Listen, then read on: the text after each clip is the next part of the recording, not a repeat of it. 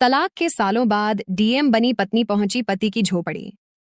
फिर जो हुआ उसने हर किसी का दिल छू लिया और सोचने पर मजबूर कर दिया कि रिश्तों की असली कीमत पैसे से नहीं बल्कि प्यार और इंसानियत से होती है।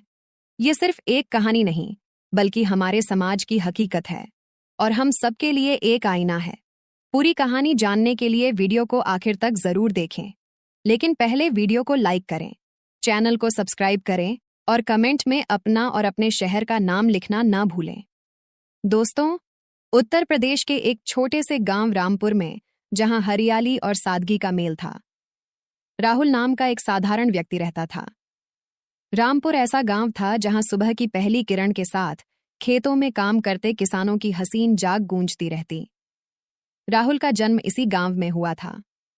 उसके पिता एक छोटे से खेत में हल चलाते थे और मां घर संभालती। राहुल बचपन से ही मेहंदी था। स्कूल के बाद वो पिता के साथ खेत में मदद करता, लेकिन पढ़ाई में भी कभी पीछे नहीं हटा। गांव के सरकारी स्कूल से मैट्रिक पास करने के बाद उसने आगरा के एक कॉलेज से ग्रेजुएशन किया। वहां से लौटकर सरकारी नौकरी की तैयारी की और आखिरकार आगरा के एक सरकारी कार्यालय में लिपिक के पद पर चयनित हो गया। राहुल का परिवार छोटा और साधारण था। उसके माता पिता जो ज्यादा पढ़े लिखे नहीं थे और वह खुद उसके छोटे भाई का नाम रोहन था जो अभी कॉलेज में पढ़ रहा था, और एक छोटी बहन रिया जो गांव के स्कूल में थी। राहुल की मेहनत और ईमानदारी की वजह से गांव में उसकी अच्छी इज्जत थी। लोग कहते, राहुल तो ऐसा है कि हाथ में जो लिया सोना बना देता है। न कभी झूठ बोला, न किसी का बुरा सोचा। सरकारी नौकरी ने परिवार की आर्थिक हालत को मजबूत कर दिया था। पहले खेत की फसल पर निर्भर रहने वाले परिवार को अब 2 वक्त की रोटी के साथ साथ बच्चों की पढ़ाई का खर्च भी उठाने में आसानी हो गई। राहुल हर सुबह गांव की तंग गलियों से गुजरते हुए बस पकड़ता, आगरा पहुंचता और शाम को थकान भरी आंखों से घर लौटता।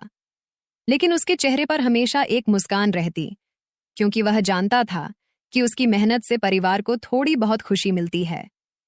रविवार को वह गांव के मंदिर जाता, बुजुर्गों की सेवा करता और बच्चों को पढ़ाने में मदद करता। उसका स्वभाव शांत और सरल था और वह अपने माता पिता की बात मानने में यकीन रखता था। पिता कहते, बेटा, ईमानदारी ही सबसे बड़ा धन है, तो राहुल बस सिर झुका लेता। दूसरी तरफ उत्तर प्रदेश की राजधानी लखनऊ में प्रिया नाम की एक लड़की रहती थी। लखनऊ की चमकदार सड़कें, ऊंची इमारतें और तेज रफ्तार वाली जिंदगी में प्रिया का बचपन बीता था। उसके पिता एक सरकारी स्कूल के टीचर थे और मां एक छोटी सी दुकान चलाती। प्रिया बचपन से ही किताबों की दुनिया में खोए रहती।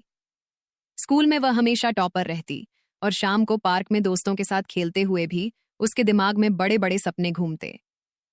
मैं डॉक्टर बनूंगी या फिर इंजीनियर, सोचती प्रिया। लेकिन धीरे धीरे उसका सपना बदल गया। क्या तुम्हारा परिवार मुझे सपोर्ट करेगा? राहुल ने बिना सोचे समझे हाँ कह दी। प्रिया की खूबसूरती, उसके आत्मविश्वास और समझदारी ने राहुल को बांध लिया। गांव की चुप्पी में उसके सपने दबते जा रहे थे। वह चमक देखकर राहुल को लगा वह लखनऊ फोन करके मां से रो ले आ गया हो। मां, यहाँ सब कुछ अलग है। मैं थक गई हूँ। मैं कभी तुम्हें पढ़ाई से नहीं रोकूंगा। बेटी, हिम्मत रख, तुम अपने सपने पूरे करो। राहुल अच्छा है, बस मैं हर कदम पर तुम्हारा साथ दूंगा। प्रिया के लिए यह सब